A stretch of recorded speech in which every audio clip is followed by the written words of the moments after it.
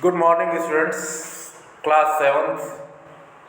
Today English grammar new chapter pronoun. Pronoun का जैसे आप सब लोग जानते हैं, प्रोनाउन का जो हिंदी में जो शब्द होता अर्थ होता है वो होता है सर्वनाम। हम सब जानते हैं। आज हम देखेंगे प्रोनाउन का definition. Today I will teach you the definition of pronoun and with example. So आप समझ जाएंगे, then you have a better understanding के what is the pronoun and what is the example of pronoun, what does pronoun say. ठीक है, सर्वनाम होता क्या है। तो अब हम शुरू करते हैं उसके डेफिनेशन से। मैं पढ़ के उसको आपको ब्रीफ करूंगा। A pronoun is a word which is used in place of noun. Pronoun सर्वनाम की जहाँ तक बात है, एक ऐसा शब्द है जो नाउन की जगह मतलब संज्ञा की जगह जिसका प्रयोग होता है। ठीक है, प्रोनाउन एक ऐसा शब्द है जिसका प्रयोग हम नाउन की जगह करते हैं। मतलब सर्वनाम एक ऐसा शब्द है जिसका जो प्रयोग है हम संज्ञा की जगह करते हैं। जैसे मैंने कहा सीता, सीता आपका एक नाउन हो गया।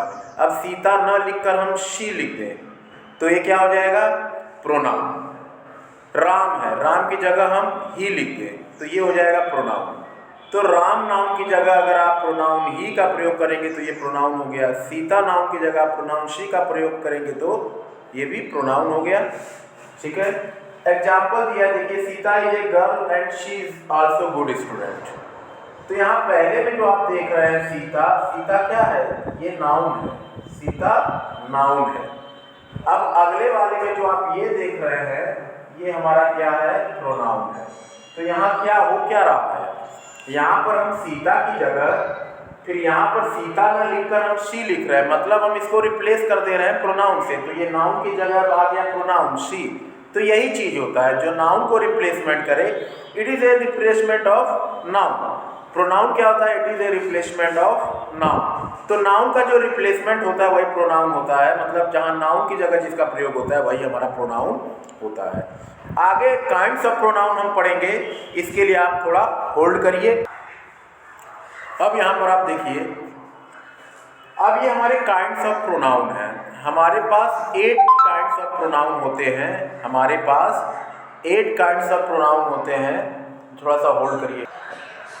जैसे कि मैंने बताया हमारे पास 8 काइंड्स ऑफ प्रोनाउन होते हैं, जिसमें पहला होता है आपका पर्सनल प्रोनाउन। पर्सनल प्रोनाउन होता क्या है, देखिए, they stand for speaker, the person spoken to और थर्ड पर्सन। मतलब पर्सनल प्रोनाउन होता है पहला कि जो बात करता है, स्पीकर को दर्शाता है। दूसरा होता है जिससे हम बात करते हैं, मतलब सेकंड पर्सन। और तीसरा होता है जिसके बारे में हम बात करते हैं, थर्ड पर्सन। पर्सनल प्रोनाउन में बेसिकली 3 पर्सन आते हैं। मैं आपको यहाँ बता दूँ, पर्सनल प्रोनाउन में बेसिकली जो है हमारे यहाँ 3 पर्सन आते हैं। यहाँ पर मैं आपको बता रहा हूँ, पर्सनल प्रोनाउन में 3 होते हैं। आपका फर्स्ट पर्सन होता है, सेकंड पर्सन होता है और थर्ड पर्सन। ठीक है, पर्सनल प्रोनाउन में हमारे 3 पर्सन आते हैं, फर्स्ट पर्सन, सेकंड पर्सन और थर्ड पर्सन। फर्स्ट पर्सन जो होता है हमारा आई बी, जिसको हम स्पीकर बोलते हैं। मतलब जो हमारा फर्स्ट पर्सन होता है वो स्पीकर जो बोलता है, आई और बी। सेकंड पर्सन यू होता है जो लिसनर होता है, जो सुनता है। सेकंड पर्सन जो लिसनर होता है जिसको हम बोलते हैं, यू। और थर्ड पर्सन जो होता है वो ही, शी, इट या दे होता है, about whom we speak। Third person जो होता है जिसके बारे में हम बोलते हैं, वो ही, शी या इट कोई भी हो सकता है। तो ये होता है हमारा पर्सनल। दूसरा है हमारा पोजेसिव प्रोनाउन। पोजेसिव प्रोनाउन होता क्या है, जो पोजेशन दर्शाता हो, मतलब अधिकार दर्शाता हो। पोजेसिव प्रोनाउन होता है जो हमारा पोजेशन दर्शाता हो, अधिकार हमारा दर्शाता हो। तो पोजेसिव प्रोनाउन में क्या आ जाएगा, जैसे माइन हो गया, आवर्स हो गया, yours, hers, him, mine, ours, yours, ये सब हमारे पोजेसिव प्रोनाउन होते हैं जो पोजेशन दर्शाते हैं, किसी चीज पर अपने आधिपत्य को बताते हैं। इसके बाद हमारा हुआ रिलेटिव प्रोनाउन। रिलेटिव प्रोनाउन क्या होता है, जो रिलेशन बताता हो, जो रिलेट करता हो। A relative pronoun refers to or relates to a noun that has gone before it. The noun it referred to is called antecedent. ठीक है, तो ये होता क्या है, सेंटेंस को लिंक करता है। रिलेटिव प्रोनाउन का काम क्या होता है? सेंटेंस को लिंक करना, जोड़ना। ठीक है, तो जैसे यहाँ पर एक एग्जाम्पल की मदद से मैं आपको बता दूं कि किस तरह से आप उसको रिलेट करते हो, तो आपको आसानी से समझ में आ जाएगा। देखिए, अब यहाँ पर मैं एक एग्जाम्पल की मदद से आपको बताता हूँ, तो आपको यहाँ समझ में आ जाएगा। यहाँ पर है I met the man who wrote this book, who wrote this book. अब ये आप देख रहे हो एक सेंटेंस है, इसमें रिलेटिव प्रोनाउन कहाँ है? ये हु जो हमारा है, ये हमारा क्या है? Relative pronoun. क्यों ये रिलेटिव प्रोनाउन है? मैंने जैसे कि आपको बताया, रिलेटिव प्रोनाउन का काम होता है सेंटेंस को लिंक करना, जोड़ना। तो एक सेंटेंस ये है और दूसरा सेंटेंस ये है, तो इन दोनों को लिंक करने का काम, मतलब जोड़ने का काम कौन कर रहा है? हु क्या है? Relative pronoun. तो रिलेटिव प्रोनाउन का काम क्या होता है? दो सेंटेंस को आपस में लिंक करना। ठीक है, तो ये हमारा रिलेटिव प्रोनाउन हो गया। इसके बाद अगला हमारा आता है, क्या आता है? Interrogative pronoun. इंट्रोगेटिव प्रोनाउन क्या होता है? जो इंट्रोगेट करता हो, जैसे हु हो गया, विच हो गया, व्हाट हो गया। ठीक है, तो ये हमारा इंट्रोगेटिव प्रोनाउन हो गया। इसके बाद हमारा आता है, देखिएगा ध्यान से, इसके बाद हमारा आता है रिफ्लेक्सिव और इन्फेटिव प्रोनाउन। ये आप थोड़ा ध्यान से समझिएगा, ये होता क्या है। पहला है हमारा रिफ्लेक्सिव प्रोनाउन। ठीक है, रिफ्लेक्सिव प्रोनाउन, और इधर हमारा हो गया इम्फेटिक प्रोनाउन। देखिएगा, इन दोनों में जो शब्द प्रयोग, जो वर्ड आएगा वो लगभग एक होगा। जैसे इसका भी कुछ वर्ड होते हैं, योरसेल्फ, हिमसेल्फ, देमसेल्फ, आवरसेल्फ। तो ये जो चीज आप देख रहे हो, ये लगभग इम्फेटिव प्रोनाउन के भी होते हैं, ये लगभग इसके भी होते हैं सेम। जो रिफ्लेक्सिव प्रोनाउन में ये वर्ड देख रहे हैं, ये लगभग इम्फेटिव प्रोनाउन में भी आते हैं। तो लेकिन अंतर कहाँ आता है? अब देखिएगा, अब मैं आपको डेफिनेशन के उससे समझाऊं कि अंतर कहाँ आता है। ठीक है, ये तो आप समझ गए। अब मैं सेंटेंस जो बनेगा, अब वो कैसे बनेगा वहां आपको समझना है। तो यहां पर देखिएगा, रिफ्लेक्सिव प्रोनाउन जो होता है, ठीक है, these are used when the action done by the subject turn back or reflect on the subject। जो एक्शन होता है वो उसका रिफ्लेक्शन खुद सब्जेक्ट पर पड़ता है। इसका मतलब क्या हो गया? सब्जेक्ट के द्वारा रिफ्लेक्सिव प्रोनाउन में सब्जेक्ट के द्वारा जो एक्शन, जो कार्य किया जाता है, उसका विपरीत प्रभाव खुद सब्जेक्ट के ऊपर पड़ता है। कैसे? एग्जाम्पल देखिए कैसे होगा ये। ठीक है, जैसे मैंने कहा, we ourselves are to be blame for this trouble. अब यहां देखिए, आवर सेल्फ, ये आपका प्रोनाउन है। ठीक है, we ourselves are to be blame for this trouble. हम अपने आप को ब्लेम करते हैं, हम अपने आप पे ब्लेम करते हैं, दोषारोपण करते हैं। जो ये ट्रबल हुआ है, जो ये घटना घटी है, उसके लिए हम किसको दोषी मानते हैं? अपने आप को मानते हैं, किसी और को नहीं, अपने आप को। तो यहाँ पर क्या कर रहा है? तो वी जो है सब्जेक्ट है, सब्जेक्ट के द्वारा जो ब्लेम करने का कार्य किया जा रहा है वो किस पे किया जा रहा है? खुद अपने आप पर हो रहा है। ठीक है, तो ये बात होती है। और यहाँ पर है, देखिएगा, और इम्फेटिव प्रोनाउन में जो होता है, इसका काम होता है एम्फेसाइज करना, मतलब ये ज्यादा प्रभाव के साथ अपनी बात को कहता है। ठीक है, यहाँ पर बात बदल जाती है। जैसे अब यहाँ देखिए, the old women cooks all her meal herself. देखिए हर सेल्फ, ये आपका एम्फेटिक प्रोनाउन में है। तो यहाँ पर अब क्या बात हो रही है, जो बूढ़ी औरत है उसने अपना सारा भोजन खुद से बनाया। अब यहाँ पर खुद सब्जेक्ट कोई कार्य, सब्जेक्ट के द्वारा जो कार्य किया जा रहा है उसका प्रभाव उसके ऊपर नहीं पड़ रहा है। यहाँ पर जो सब्जेक्ट के द्वारा जो काम बताया जा रहा है वो पूरे प्रभाव के साथ बताया जा रहा है कि खाना किसी और ने नहीं बनाया, खाना खुद उस बूढ़ी औरत ने बनाया। यही अंतर है दोनों में कि रिफ्लेक्सिव प्रोनाउन में लगभग वर्ड सेम होंगे, रिफ्लेक्सिव और एम्फेटिक पे वर्ड लगभग सेम होंगे। हिमसेल्फ उधर भी होगा, इधर भी होगा, योरसेल्फ उधर भी होगा, इधर भी होगा, लेकिन जो सेंटेंस बनेगा, जिसका डेफिनेशन होता है इसका, वो अलग होता है।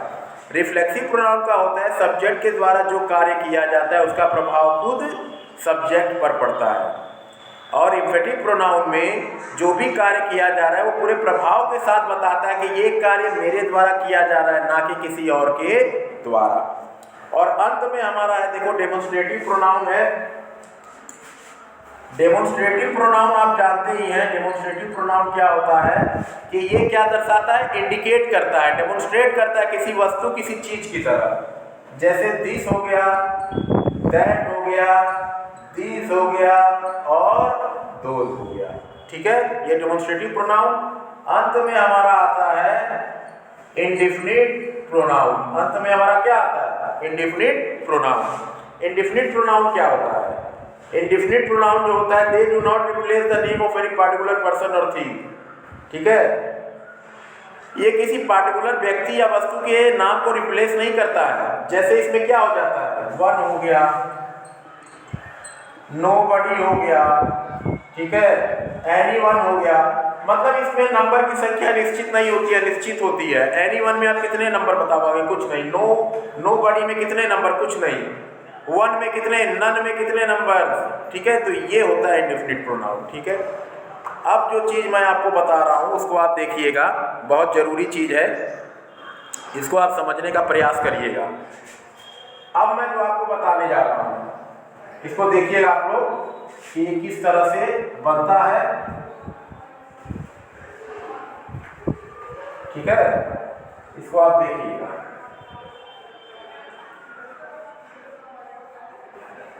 हाँ, तो मैंने अब जो आपको बताया, अगर आपसे कोई पूछ ले कि ये बताइए पोजेसिव एडजेक्टिव और पोजेसिव प्रोनाउन में क्या अंतर है, तो ध्यान से देखिएगा। पोजेसिव एडजेक्टिव वो एडजेक्टिव है जब आप नाउन के तुरंत बाद, ठीक है, आप लेते हो, जैसे मैंने कहा दिस इज माई बैग, तो जब आपका माई के तुरंत बाद कोई नाउन आए, ठीक है, तो यहाँ पे माई बैग ये आपका पोजेसिव एडजेक्टिव हो जाएगा। तो इसमें क्या होता है, माई होगा, हिज होगा, हर होगा, क्योंकि इनके तुरंत बाद नाउन आता है, ठीक है। लेकिन यहाँ पर नाउन नहीं आता, ये अकेले, जैसे mine, yours, this bag is yours, ठीक है, दिस बैग इज योर्स, तो ये योर्स हमारा प्रोनाउन है। ये तो आपको सीधे पकड़ लेना चाहिए, ये हमारा क्या है, पोजेसिव प्रोनाउन है, ठीक है। और लेकिन अगर आ जाए दिस इज माई बैग, तो यहाँ देखिए माई, हिज, हर के बाद अगर नाउन आता है तो हमारा पोजेसिव एडजेक्टिव है, ठीक है। ऐसे ही आपका आता है इंट्रोगेटिव प्रोनाउन, इंट्रोगेटिव एडजेक्टिव। क्या होता है इंट्रोगेटिव प्रोनाउन और इंट्रोगेटिव एडजेक्टिव, क्या होता है, मान लीजिए यहाँ इंट्रोगेटिव एडजेक्टिव, ठीक है, और यहाँ इंट्रोगेटिव प्रोनाउन।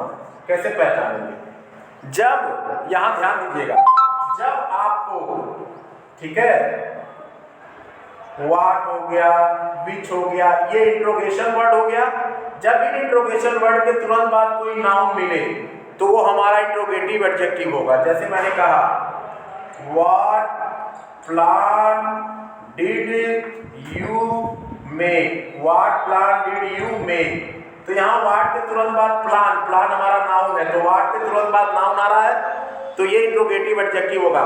लेकिन वही चीज इंट्रोगेटिव प्रोनाउन में, जब क्वेश्चन वर्ड के तुरंत बाद नाउन ना आए, नाउन बाद में आए, जैसे यहाँ विच है, वाट है, इसके तुरंत बाद नाउन ना आए, हेल्पिंग वर्ब आए, कुछ और आए, अंत में नाउन, अंत में आए, तो उसे हम इंट्रोगेटिव प्रोनाउन कहेंगे। जैसे मैंने कहा what is your plan, what is your plan. अब ये तुरंत नहीं आ रहा, बाद में आ रहा, तो ये इंट्रोगेटिव प्रोनाउन होता है। ठीक है, ऐसे ही हमारा होता है डेमोन्स्ट्रेटिव में, ऐसे ही हमारा डेमोन्स्ट्रेटिव में होता है। देख लीजिए कैसे, डेमोन्स्ट्रेटिव एडजेक्टिव और डेमोन्स्ट्रेटिव प्रोनाउन। जब आपको डेमोन्स्ट्रेटिव में हमारा, आप सब लोग जानते हैं, दिस, दैट, दिस, दोज, ये है। यहां पर भी सेम चीज आएगा, this, that, this, those. Word तो सेम रहेंगे, लेकिन उसको कैसे हम करेंगे कि डेमोन्स्ट्रेटिव प्रोनाउन है, डेमोन्स्ट्रेटिव एडजेक्टिव। जब आपको डेमोन्स्ट्रेटिव एडजेक्टिव में क्या होता है, इन वर्ड के तुरंत बाद नाउन आता है, दिस, दैट, दिस, दोज के तुरंत बाद नाउन आएगा, लेकिन इसमें इसके तुरंत बाद नाउन नहीं आता, रुक के नाउन आता है। जैसे यहां मैंने कहा दिस हाउस इज माइन, ये हमारा क्या हो गया, डेमोन्स्ट्रेटिव एडजेक्टिव, क्योंकि दिस के तुरंत बाद नाउन आ रहा है। लेकिन यहीं पे दिस इज माई हाउस, अब यहाँ दिस के तुरंत बाद नहीं आ रहा, बाद में आ रहा, तो ये हमारा डेमोन्स्ट्रेटिव प्रोनाउन हो जाएगा। तो यही अंतर होता है, ये समझाना था, मैंने समझा दिया है। अब आप क्या करेंगे, इस वीडियो को देखेंगे और समझने का प्रयास करेंगे। हमारा प्रोनाउन का चैप्टर यहीं खत्म होता है, अगला हम वर्ब लेकर आएंगे। Till then student, goodbye and take care.